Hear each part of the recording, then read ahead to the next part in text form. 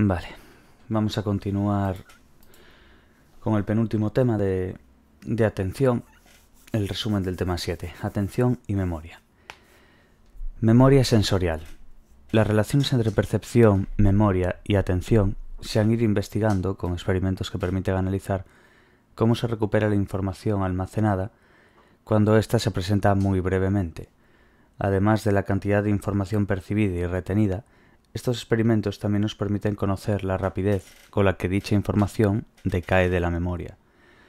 Los hallazgos revelan que la información percibida brevemente se almacena inicialmente en un sistema de memoria específico para cada modalidad, auditiva, visual. Sobre este almacén sensorial, la atención se responsabilizará de seleccionar aquella información relevante para nuestros intereses. Memoria icónica. Informe total e informe parcial. En 1960, Sperling demostró que cuando se exponían muy brevemente, 50 milisegundos a modo de flash de luz, un conjunto de entre 9 y 12 letras y se requería a los observadores decir el mayor número posible, el límite máximo que eran capaces de recordar oscilaba en torno a las 4 o 5 letras. A este procedimiento, en el que el sujeto debía recordar la mayor cantidad posible de ítems de entre el total de expuestos, se lo denominó informe total. A pesar de solo poder recordar 4 o 5 letras, los observadores afirmaban tener la sensación de haber visto la totalidad de las letras presentadas. Este hecho llevó a Sperling a hipotetizar sobre la existencia de una especie de memoria sensorial visual que se desvanecía rápidamente, antes de que en este caso las letras pudieran ser notificadas en su totalidad. Para investigarlo y vencer esa limitación del informe total, Sperling desarrolló un procedimiento alternativo llamado informe parcial, para comprobar si sus observadores estaban en lo cierto y habían percibido más ítems de los que realmente eran capaces de recordar. El procedimiento del informe parcial es muy simple. Durante un periodo muy breve de tiempo, 50 milisegundos, se presenta una matriz de letras, 12 letras en 3 filas de 4 letras cada una. Tras su desaparición, un tono alto, medio o bajo, que actúa a modo de señal de recuperación, indica al sujeto qué fila de la matriz debe recordar, superior, media o inferior. Utilizando este procedimiento se descubrió que cuando el tono se presentaba inmediatamente después de la desaparición de la matriz estimular, los sujetos eran capaces de comunicar casi todas las letras de la fila señalada. Dado que los sujetos no sabían por adelantado qué fila se señalizaría, se concluye que todas las letras presentadas fueron almacenadas en algún tipo de memoria visual, que permanecía activa en el momento de presentarse la señal, lo que facilitaba el recuerdo frente al obtenido en el informe total. Si lo comparamos con el informe total, a la proporción de recuerdo más elevada obtenida en el informe parcial, se le denomina efecto de superioridad o ventaja del informe parcial sobre el total. Sperling también observó que cuando se demoraba la presentación de la señal en el informe parcial, el recuerdo en el sujeto disminuía. Una demora de la señal de 500 a 800 milisegundos ocasionaba que la ventaja del informe parcial desapareciera y que el recuerdo se igualara con el informe total. Esto indica que la vida media del almacén de la memoria visual es inferior a 1 segundo. En definitiva, el efecto de superioridad del informe parcial apunta a que todos los ítems expuestos en una presentación estimular breve se almacenan en un tipo de memoria sensorial cuya duración puede alcanzar aproximadamente los 800 milisegundos. Esto es lo que se denomina como memoria icónica. Una vez aparece la señal, la atención se dirige hacia la fila correspondiente y comienza una transferencia selectiva de los ítems desde la fila señalada a un almacén de memoria posterior más duradero que posibilite informarlos. B. La eficacia atencional de las diversas señales. El informe parcial sirve para permitirnos conocer cuál es la capacidad de la memoria icónica y su tasa de decaimiento, y comprobar el grado de eficacia de la señal para dirigir la atención hacia la fila a recordar. Importante quedarse con esta denominación que usamos antes, de memoria icónica, que es bastante importante.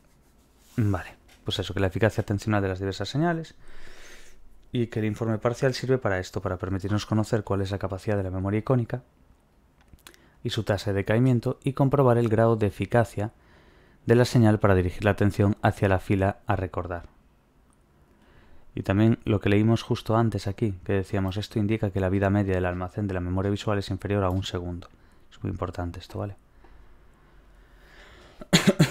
Si aparece una ventaja en el informe parcial, es porque la información transmitida por dicha señal está representada en la memoria icónica.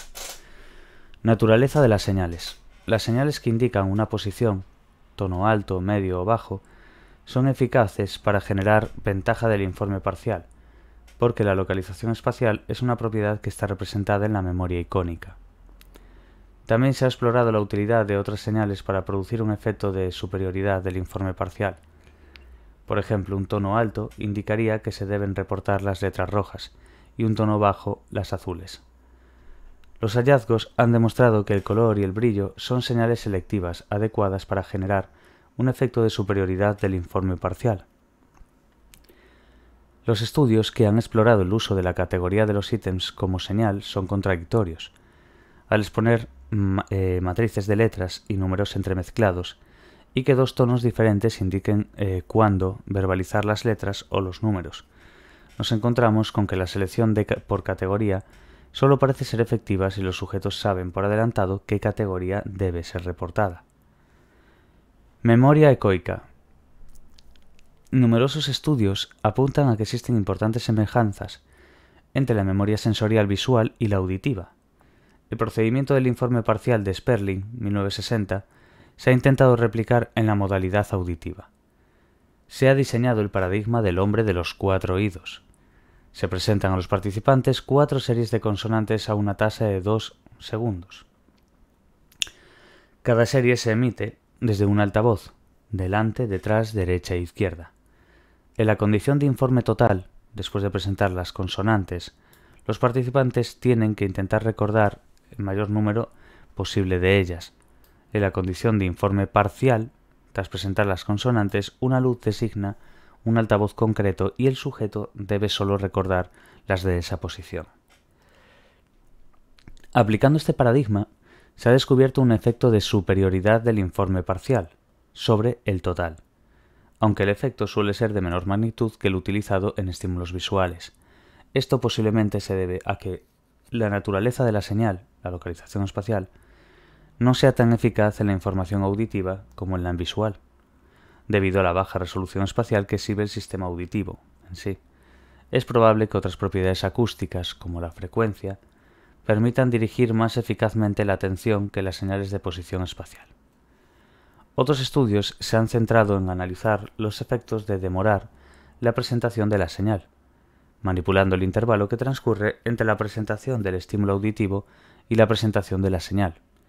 Se ha descubierto que la ventaja del informe parcial abarca hasta segundos, tiempo superior al encontrado en la modalidad visual.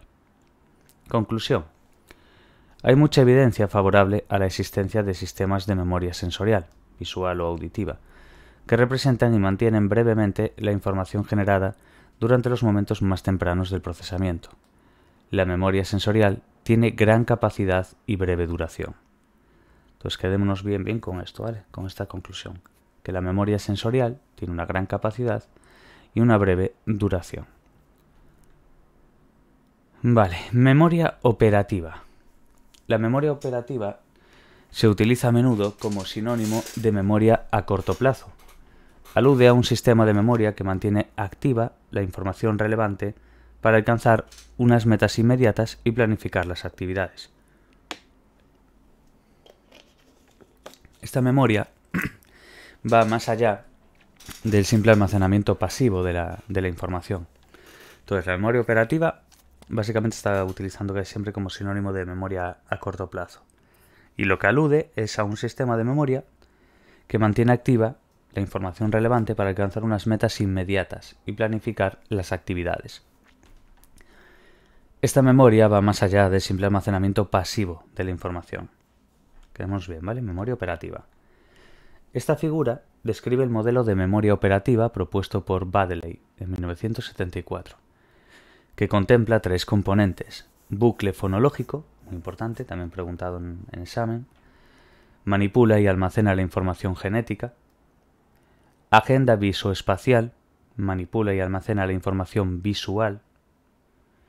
Y ejecutivo central, que es controlador, atencional, multipropósito, como veis aquí en el centro, ¿vale? Ejecutivo central, que es lo que hace, supervisa y coordina el trabajo de los otros dos sistemas, que son vistos como una especie de esclavos. 2.1. El bucle fonológico o memoria operativa verbal. Vamos a ir viendo cada uno, ¿vale? Bucle fonológico ahora. También llamado memoria operativa verbal. ¿Qué es lo que hace el bucle fonológico? Almacena información fonética conforme se escucha. Entonces se ha utilizado el paradigma de la tarea dual para explorarlo. En la tarea primaria, el bucle se carga con palabras que tienen que ser recordadas. De forma simultánea, se analiza la capacidad para desempeñar una tarea secundaria. Esta metodología de carga simultánea permite explorar si el hecho de tener ocupada la memoria operativa verbal con los ítems a recordar afecta al rendimiento de la tarea secundaria. Si así sucede, es porque ambas tareas comparten los mismos recursos atencionales. El procedimiento de carga simultánea consiste en tener recirculando información en bucle a la vez que se pide ejecutar otra tarea. A pesar de que el bucle esté muy cargado, las personas todavía siguen siendo capaces de operar con la información en tareas secundarias, aunque el rendimiento se ve afectado. Esto sucede porque el bucle constituye solamente una parte del sistema de la memoria operativa. Importante. Las conductas complejas probablemente dependan también de la puesta en marcha de estrategias atencionales. Mantener la información en bucle requiere la repetición encubierta del material, mental o subvocal, y esta repetición demanda recursos. Con la práctica se puede saber cuánto tiempo es posible mantener este material activo en el bucle sin necesidad de repetición, o que da lugar a la estrategia de repasar la información de vez en cuando, en lugar de repetir, para liberar recursos que se destinarán a la tarea secundaria. La agenda visoespacial o memoria operativa visoespacial. Hemos visto que hemos dado el bucle fonológico. Hay que entender estos tres componentes que nos decía Baddeley, ¿vale? Bucle fonológico que acabamos de ver ahora. Y ahora, agenda visoespacial. Nos vamos a la agenda visoespacial o memoria operativa visoespacial. No toda la información que recibimos del medio puede representarse en un código fonológico. Las tareas visuales sirven para demostrar la actuación de la memoria operativa visoespacial, o en terminología de Baddeley, la agenda visoespacial. Muchos autores admiten que los mecanismos utilizados para mantener una representación activa en la memoria visual son los mismos que se utilizan para atender selectivamente a regiones espaciales.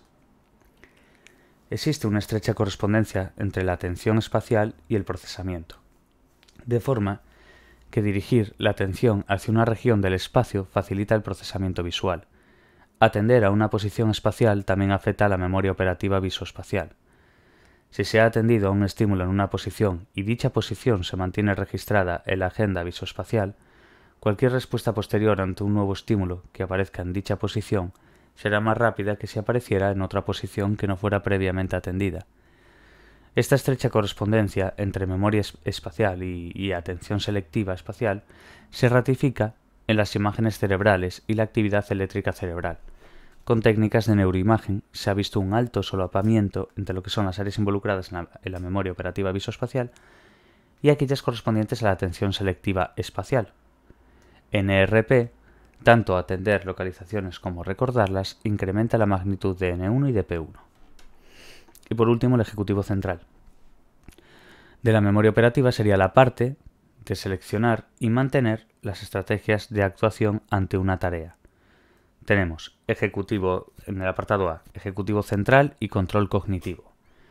La investigación sobre funciones ejecutivas se ha llevado a cabo con pacientes en el lóbulo frontal, que exhiben conductas desorganizadas, ejecutivo central deteriorado. Las personas sanas a veces exhiben control cognitivo escaso, sobre todo cuando el componente ejecutivo de la memoria operativa está siendo utilizado para el desempeño de una tarea secundaria concurrente. Síndrome del lóbulo frontal, es una conducta distraída, falta de control o conducta desorganizada, incapacidad de planificar acciones futuras o de cambiar disposiciones hacia una tarea, rigidez mental y escasa flexibilidad cognitiva, como el caso de Phineas Cage. Humphries, Ford y Francis en el 2000 emplearon tareas cotidianas que acarreaban varias etapas en su ejecución: envolver un regalo, preparar un té, y analizaron cómo influía sobre ella la ejecución simultánea de otra tarea. Respecto a esta segunda tarea, se diseñaron dos condiciones. Una, durante la realización de la tarea cotidiana se cargó la memoria operativa con una versión modificada del Trail Making Test, el TMT. Si les daban B8, tenían que decir C9, D10, C11. El TMT exige la participación de la memoria operativa verbal y del ejecutivo central. 2. Condición de supresión articulatoria. Simultáneamente, con la tarea principal, se pide a los sujetos que repitan en voz alta el vocablo T o D lo más rápido posible, para ocupar solo la memoria operativa verbal. La diferencia entre ambas condiciones, aquí que estamos viendo de Humphreys, Ford y Francis. La diferencia entre ambas condiciones fue que en la primera el ejecutivo central estaba ocupado por la tarea secundaria, pero no en la segunda condición. Los investigadores dedujeron que las diferencias entre ambas condiciones servirían para explorar la influencia del control ejecutivo durante la realización de las tareas familiares. ¿Cuáles fueron los resultados? Pues que los participantes con la condición del TMT cometieron muchos más errores en la ejecución, ya que tenían su ejecutivo central ocupado. La mayor parte de los errores estuvieron relacionados con la omisión de algunos pasos durante la realización de las tareas. El número de errores cometidos por personas sanas nunca fue tan elevado como el de pacientes con daños en el lóbulo frontal. Estos pacientes añadían frecuentemente pasos innecesarios, reiteraban acciones y cometían errores espaciales o semánticos. Los sujetos sanos corregían las acciones erróneas inmediatamente. Por lo general, la mayor parte de fallos en las tareas sucedieron después de haber incurrido en un error en el TMT. La correlación encontrada entre los errores cometidos en las dos tareas sugiere que el ejecutivo central está involucrado en la realización de tareas multietapa. Muy importante eso, ¿vale? Que ya lo dijimos antes, pero bueno, lo repetimos. Vale, ahora nos pasamos al punto 3, que es la atención y recuperación de la información. La atención es necesaria para recuperar la información desde la memoria y hacerla consciente. Los contenidos de la memoria a corto plazo corresponderían a todo aquello que permanece activado, de manera que su pervivencia depende del tiempo que dura dicha activación. Sin embargo, la capacidad de la memoria operativa depende del número de ítems que puede ser atendido a la vez. Esta dicotomía, activar ítems o atender ítems, permite discernir entre los efectos de la simple exposición del estímulo de aquellos relacionados con atenderlo. Cowan, en 1998, elaboró un elegante modelo de memoria operativa, que incorpora la atención como mecanismo de selección y recuperación de la información. Vemos aquí este dibujo donde nos expresa el foco atencional, el almacén a corto plazo, la memoria activada, y el almacén a largo plazo fuera. Vale, por ejemplo, en el paradigma de escucha dicótica, la información transmitida corresponde con la información activada en la memoria, aunque solo uno de los dos mensajes captará el foco atencional. Un cambio en las propiedades físicas del mensaje no atendido puede capturar momentáneamente la atención. En el modelo de Cowan, equivaldría a decir que una nueva característica física del estímulo ha dirigido nuestro foco atencional hacia otra zona diferente del sistema de memoria activado. Punto 4. Atención y consolidación de la memoria. Los procesos cognitivos responsables de consolidar en la memoria la información del ambiente operan muy rápidamente. Importante. Se completan durante el primer segundo tras la presentación estimular. Las personas somos capaces de leer, comprender y recordar fases cuando las palabras que las constituyen son presentadas una tras otra, muy rápidamente. Esto lo llevamos a cabo mediante un procedimiento denominado presentación rápida de series visuales, PRSV. Mediante este procedimiento se procesan 10 ítems por segundo, lo que sugiere que una presentación de unos 100 milisegundos es suficiente para identificar ítems, palabras, dibujos. Parpadeo atencional. La PRSV, lo que es la presentación rápida de series visuales, es una técnica que permite investigar el papel de la atención durante el procesamiento de la información visual que se presenta brevemente. Se pide a los participantes que detecten o identifiquen un target específico en la presentación. Las respuestas se emiten al final del ensayo y no se prioriza la velocidad, sino la precisión. El hallazgo más curioso utilizado dentro de la PRSV es que si se utilizan dos targets que aparecen en la misma serie, los observadores fallan en detectar el segundo target cuando aparece dentro de un intervalo de 0,5 segundos una vez dispuesto el primero. ¿Entendemos esto? Es muy importante. También típico de pregunta.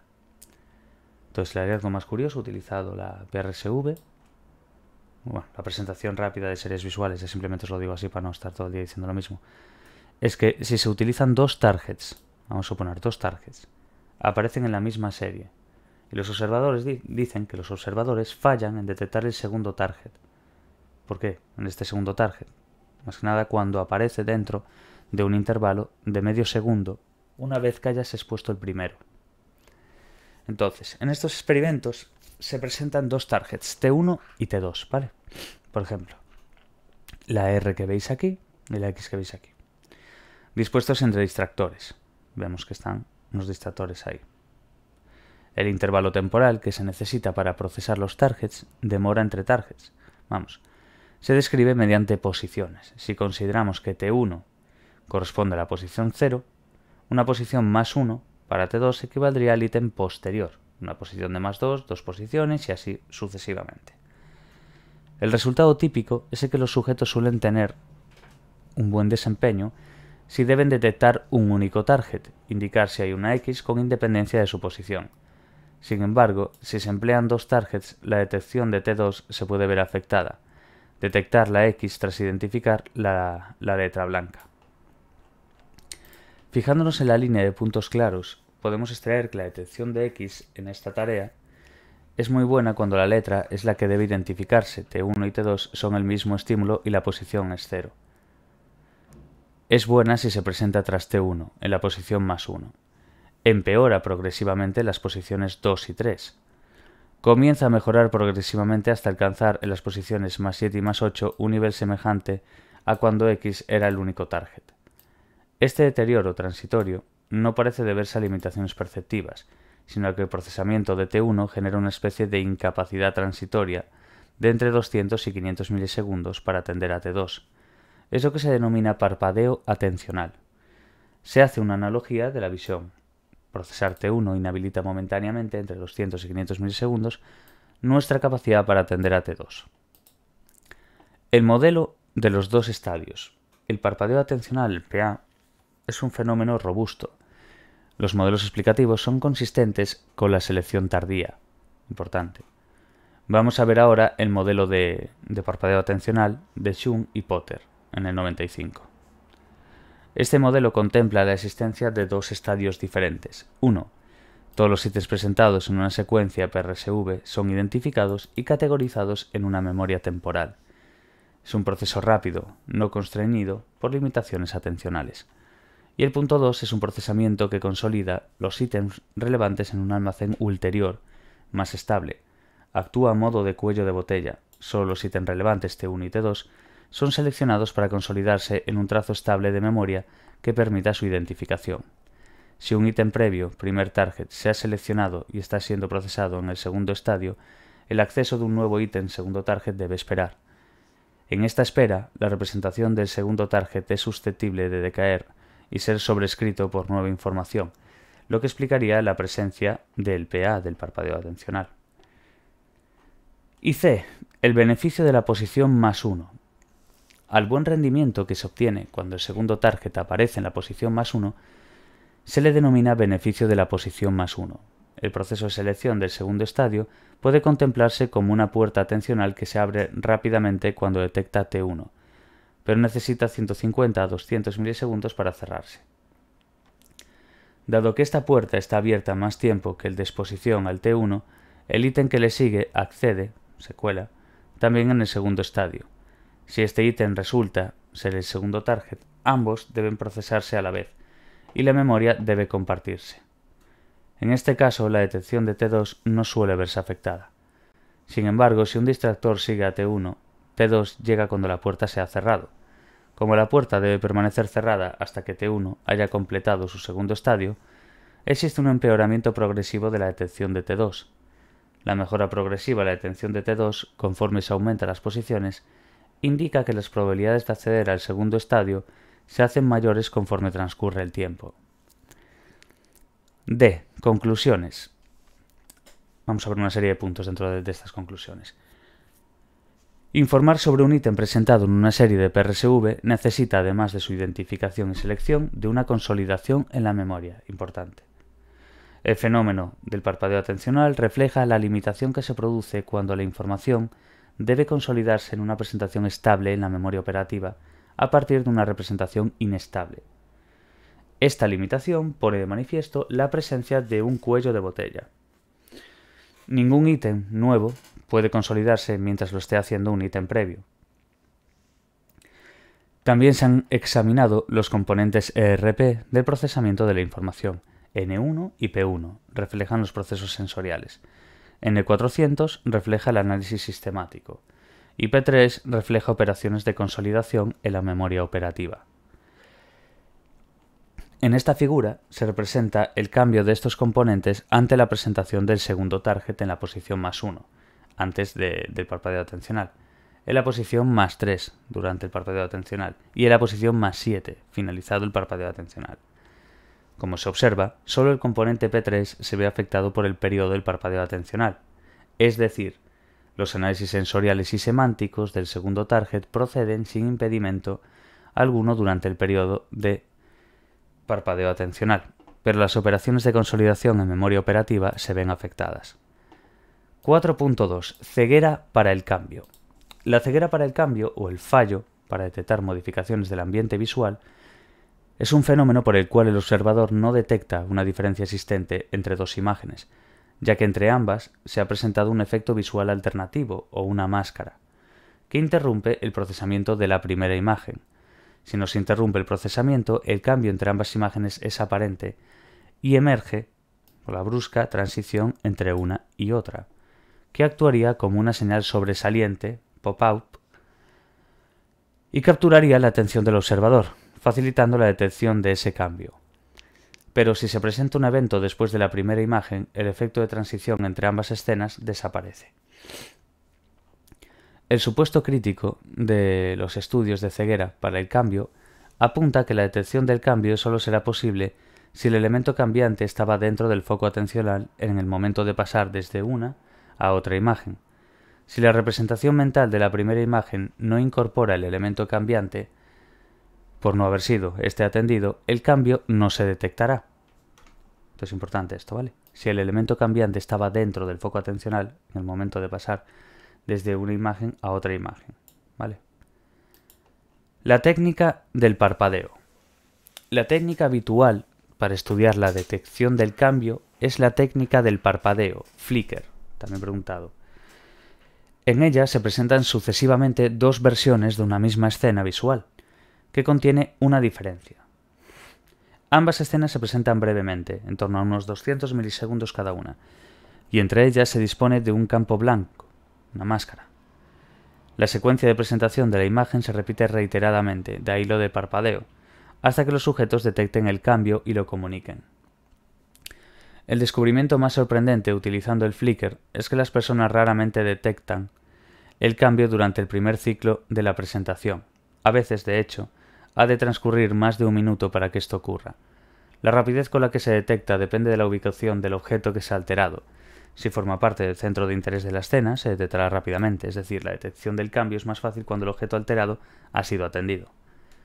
Simons y Levin, en el 98, describen la ceguera por cambio demostrándolo con un experimento, donde personas implicadas en una conversación con un interlocutor desconocido no fueron capaces de advertir el cambio de interlocutor, al interrumpirse la visión con dos operarios que trasladaban una puerta, a pesar de que ambos vestían de forma diferente y que sus rostros y tono de voz también eran distintos. Este fenómeno ha suscitado gran interés, pero todavía no es bien comprendido. Al parecer, nuestras limitaciones atencionales restringen la cantidad de detalles que podemos percibir en esta escena, de tal manera que los detalles no atendidos no son consolidados en la memoria. Punto 5.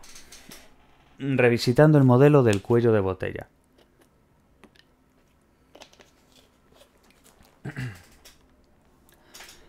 Punto A. El cuello de botella durante la consolidación de la información. El proceso que asegura el almacenamiento y la recuperación inmediata de una información se denomina consolidación a corto plazo y puede verse afectado por el cuello de botella en doble tarea.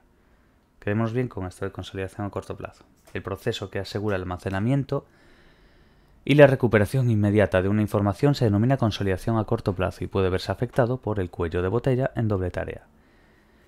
Supongamos que en un experimento se combinan dos tareas, una de memoria y otra de tiempo de reacción ante un tono.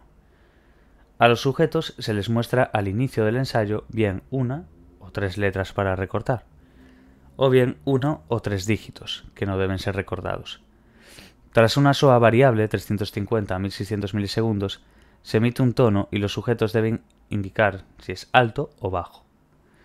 Al finalizar el ensayo, los participantes han de recordar las letras del inicio, si las hubo. En esta figura podemos observar cómo el tono está en función del número de letras que se deben recordar y de la SOA. Con SOAs cortas, de 350 milisegundos, los tiempos de reacción ante el tono son muy elevados. Esto indica que la selección de la respuesta ante el tono debe esperar, debido a un proceso previo de consolidación de la memoria. Durante esta consolidación, la identificación de otro estímulo simultáneo, el tono, se ve perjudicada porque es más lenta que si aparece en solitario.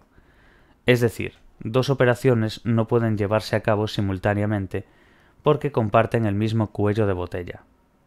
Quedémonos bien con esto, ¿vale? Es decir, dos operaciones no pueden llevarse a cabo simultáneamente porque están compartiendo el mismo cuello de botella.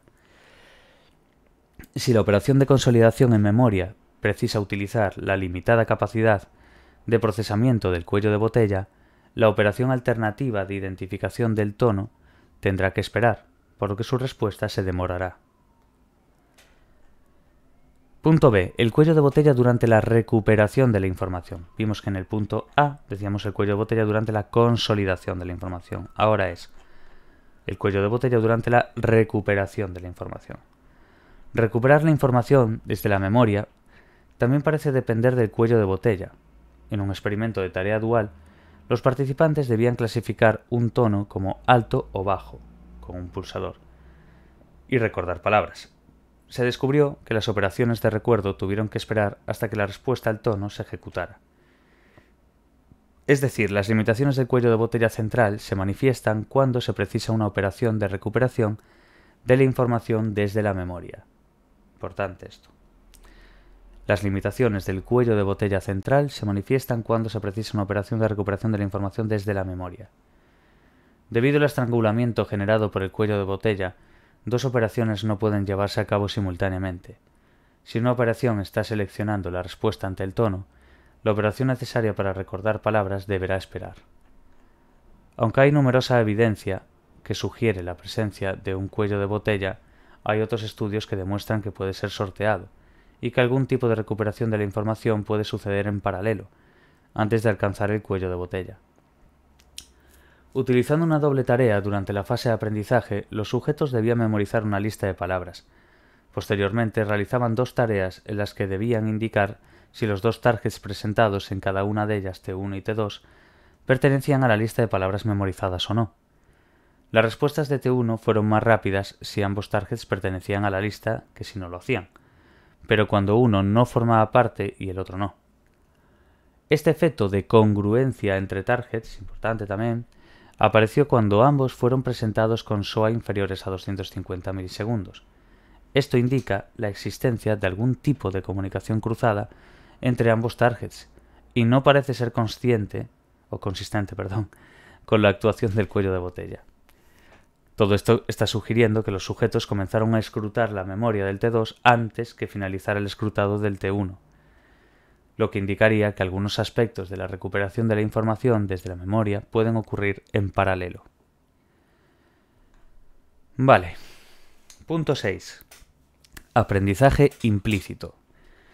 ¿Es posible aprender sin que haya una atención voluntaria de por medio e incluso sin que la persona sea consciente de que está aprendiendo? Pues esta es la base del aprendizaje implícito, que consiste precisamente en eso, en la adquisición de conocimientos o destrezas sin que exista una intención manifiesta. Este tipo de aprendizaje se ha observado incluso en pacientes amnésicos. Una tarea empleada habitualmente es la SRTT, que es la tarea del tiempo de reacción serial. En esta tarea, el sujeto debe presionar un pulsador correspondiente a la posición de la aparición de un estímulo. Se comparan dos condiciones, condición aleatoria y condición de secuencia regular. Condición aleatoria, la posición del estímulo varía aleatoriamente de ensayo a ensayo. Condición de secuencia regular puede ser predicha. Entonces, condición aleatoria, la posición del estímulo varía aleatoriamente de ensayo a ensayo, ya como dice la propia palabra, y la condición de secuencia regular, que puede ser predicha. Vale, los sujetos que realizan la tarea con secuencia regular experimentan una mejora en su rendimiento, mucho mayor que los que la hacen bajo condiciones aleatorias, a pesar de no ser informados de que existe esa secuencia establecida. Sin embargo, muchos de ellos llegan a ser conscientes de la misma. En trabajos con pacientes con el síndrome de Korsakoff, que son personas con una elevada amnesia que les impide recordar un material previamente expuesto, se observó que estos nunca afirman haber sido conscientes de la regularidad de la secuencia. En esta figura se observa que aunque los tiempos de reacción de estos pacientes fueron globalmente superiores en la tarea SRTT, el progreso de aprendizaje de la secuencia regular fue comparable al de los sujetos sanos. Cuantos más bloques de ensayo se realizaban, más rápido era su desempeño. Conclusión. El aprendizaje implícito se produce aparentemente sin que el sujeto sea consciente, aunque las personas que mantienen su capacidad de memoria intacta pueden llegar a manifestar verbalmente el conocimiento adquirido. El papel de la atención en el aprendizaje implícito. ¿Puede existir aprendizaje de una tarea cuando se desvía la atención de la misma hacia otra? Una forma de averiguarlo es utilizando una condición de tarea dual SRTT, donde se efectuaría una tarea principal junto a otra tarea secundaria distractora.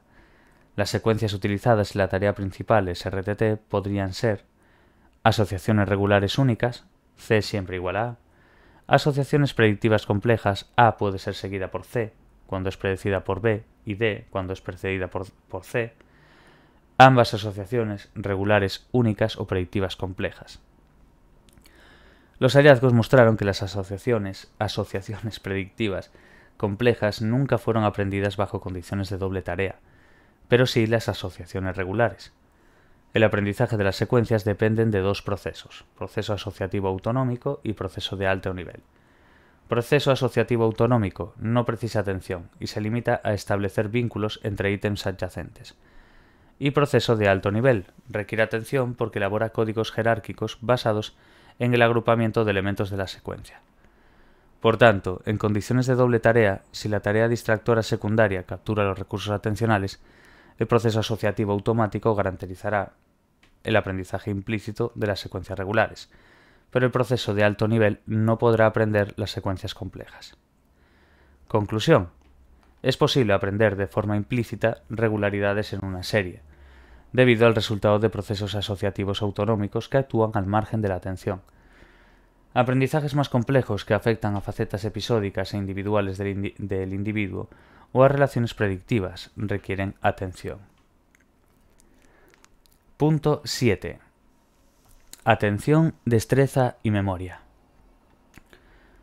A. Procesamientos automáticos versus controlado. Procesos automáticos. Son aquellos que ocurren sin intención voluntaria, sin conocimiento consciente de los mismos y sin interferencia sobre la actividad mental. El proceso automático está dirigido por el estímulo y no supeditado al control intencional. Una vez iniciado, no puede detenerse y no interfiere ni es interferido por otros procesos. Serían los procesos automáticos. Proceso controlado. Es relativamente lento, requiere esfuerzo mental y que la persona sea consciente de las acciones realizadas. Conforme a esta dicotomía, adquirir una destreza se caracterizará por pasar desde un procesamiento controlado que requiere atención a un modo de desempeño automático que no precisa recursos atencionales, dirigido por los estímulos e independiente de control consciente.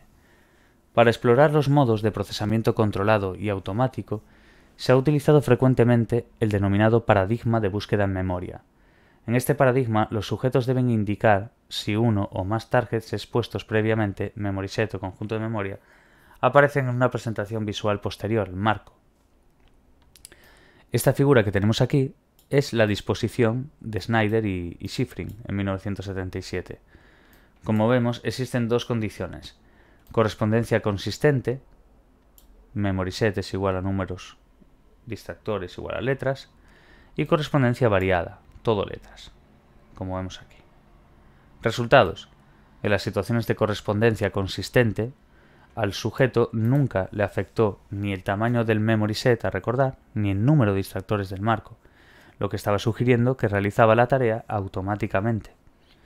En las situaciones de correspondencia variada, el desempeño se vio afectado por el tamaño del memory set y del marco.